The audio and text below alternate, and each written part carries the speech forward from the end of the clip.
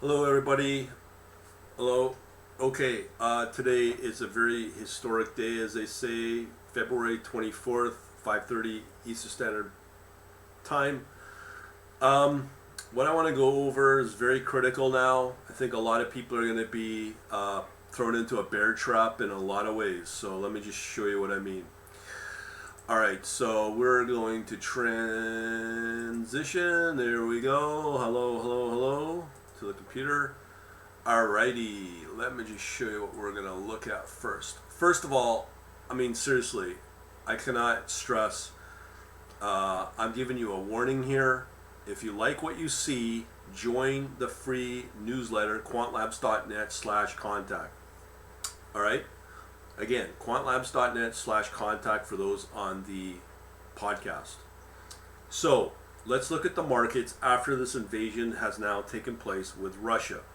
So the weird thing is that you would think the markets would be down today, okay? And they're not. You can see all the green. Gold is like down. What's going on with that? We're going to explain that. Silver's down. You would think all the things that you would traditionally think would be up. I'm going to say why, okay? Bitcoin's up. We're seeing that in the bot. We're also seeing this. Look at that big return there on the alternative coins. But yet, what's going to be key over the next 12 hours are these two metrics. The FTSE 100 for the UK and the Nikkei. Okay, so as they lead in, I don't know if they start live trading. The Nikkei is already down potentially. I think there's like downward pressure in here. We're moving into like a classic bear trap. Let me explain why. So here on MotoWave, there's two important factors we need to figure out. Look at Brent crude, okay? Now we got an hourly basis here. You can see it as the news of the invasion started around 2 o'clock yesterday. 5 o'clock was already moving up, and look what happened. The markets turned against oil. Okay, so it was originally at 96. Now it's all the way up to 105, and then dropped back to $98. Okay, so that's one concern I would have. The other thing I'd be very concerned about is gold. Look at now again. This is on an hourly basis. Gold in U.S. dollar has gone up. Peak started to move up from 1893 to 1974, and then dropped back, and it's climbing back. Now, is that volatility, or is there something going on weird? I don't know, but I do know there's going to be continuous downward pressure. I don't know if it's part of the classic trading desk manipulation out there. I don't know. One thing you can look at is VIX. The VIX being the volatility index, the standard. Where is it? Again, this is on Yahoo Finance. Am I blind here? VIX should be spiking. Okay. Funny enough, they took it out. Please tell me this is a joke, right? Why would Yahoo take out the VIX out of this data bar? Am I blind here? Okay, that I don't know why they would do that. I think let's just see. We could probably look it up here. VIX, VIX volatility index. Let's see how that's been going up. So it's down. Okay, so it's up at 30. So that's been building, but it came down. Let's look at the I don't know, year to date. So you can see it's been building, and then it's dropped back here. It dropped back to about 19, and it's just been building since. So the best one for me, that's the most reliable, is this one. The gold silver ratio that I've talked about. Where is it? So the gold silver ratio is very reliable, and XAG, XAU, okay, XAU, XAG. Okay, so this is really XAU, XAG, gold silver. Okay, so let's look at, I've highlighted this before, monthly chart. We've talked about this many times where it's been building. The Virus kicks in. Look what happens. It spikes last year, drops back, and now it's back historically, and it's been building since. But look at the same level it's been at, 2010, and pretty close to the peak of the financial crisis in 2008, 2009. And the important thing here is when you look at, let's say, the hourly on this chart, look at the volume picking up. So that's how reliable this is. So this may start to spike. This is more reliable than the VIX from what I'm seeing. So you can use that as a metric.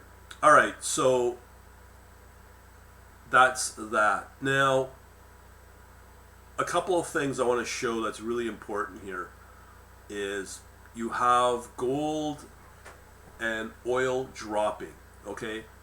So what I did was I did my usual analysis on baskets, and look at this.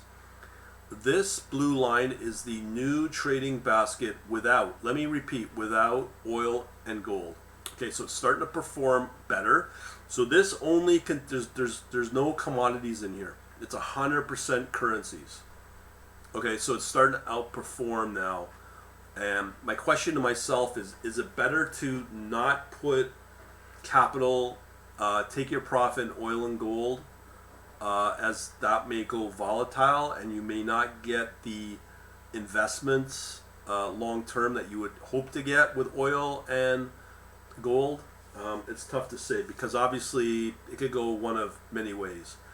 Gold is manipulated. I don't care what people say. I say that because gold should be a lot higher than it really is. But gold as a price, regardless of how many gold bars you store physically, you're still dependent upon the price. The price of gold has not gone up the way it should.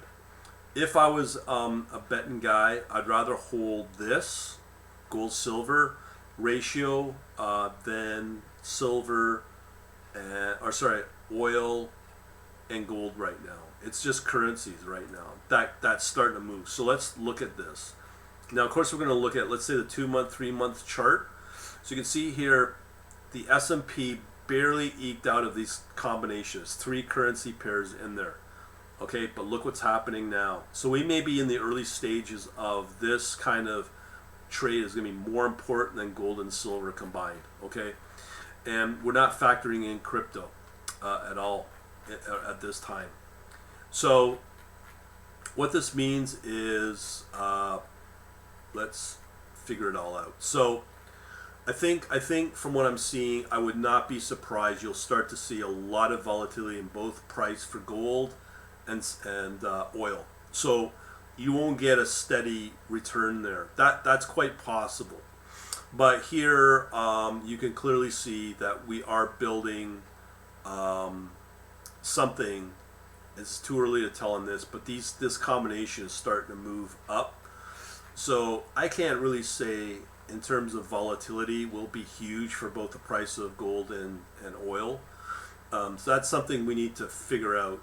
And let me just see if there's a volatility. So here, look how tight this is now. The volatility is very tight, which means very low volatility. That's what you want. You want growth, especially if this thing starts to expand, this potential war, which I think it is now, the way Putin's talking. So this is what you want. You want very low volatility to be in your portfolio, and very important there. But it's growing, and this just started today from what I'm seeing, because as I said, you really got to ask yourself when you look at both oil and that big drop there from 105 to here, that's a big drop that should not be happening. And same with gold, that's dropping as well. So a lot of it's what it's basically telling me, because why I use this process is it's hot capital flow. So I think a lot of the capital holders, portfolio managers, the really smart ones, are getting out of oil and gold and taking profit and moving into currencies and moving into these kind of currencies that will mean new basket takes place with only currencies in it. That's the way I'm looking at it. Again, if you like this sort of thing, there's two things you need to factor in with what I'm saying is On my store, just look for this quantlabs.shop. Look for this Quant Analytics Monthly for ETF and Forex. So I do this kind of analysis, and I'll be able to break down what these currencies are in that video. That makes up this trading basket.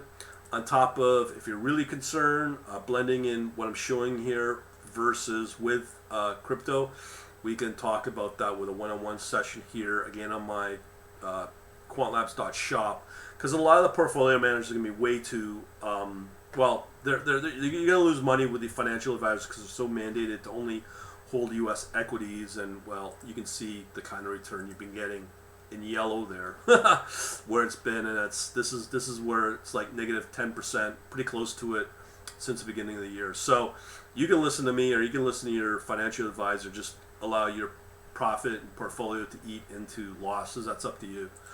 But at the end of the day, at least you can, when you talk to me or learn from here, at least you have some information that will help you get some seasoning on where real smart capital flow is going. And if you want to address it with your financial advisor and they start to not see the logic, well, you've got the chart here to show it. And if they don't agree with what you're saying, I think it's really time to move on to another financial advisor. Just saying.